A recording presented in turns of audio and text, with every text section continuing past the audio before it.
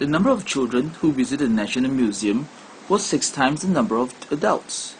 The number of boys was twice the number of girls. There were 60 fewer adults than girls. How many children visited the National Museum? Now let's pause the video so that you can complete the question yourself first.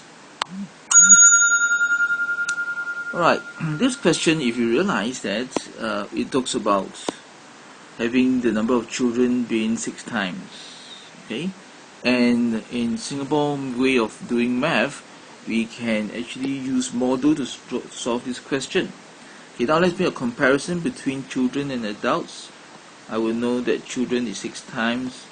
That means to say I have to draw a model with 6 units to represent the children, and then for the adults would then only be 1 unit. So you can see that we satisfy the first condition 6 times, right?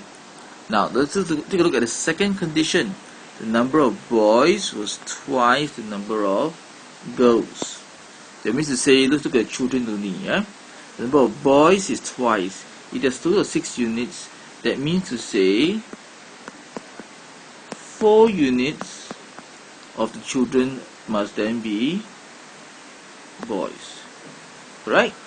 And whereas the rest over here must then be the girls. Got it? Now, second condition settled. Now the last condition, there were 60 fewer adults than girls. Now we are comparing between the adults and the girls. Adults, we know we have got 1 unit over here, whereas the girls got 2 units. That means the children, which is the girl here, is 1 unit more. The difference is actually 60. That means 1 unit is 60.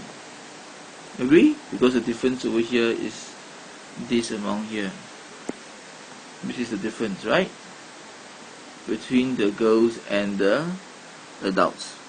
This must be then be 60.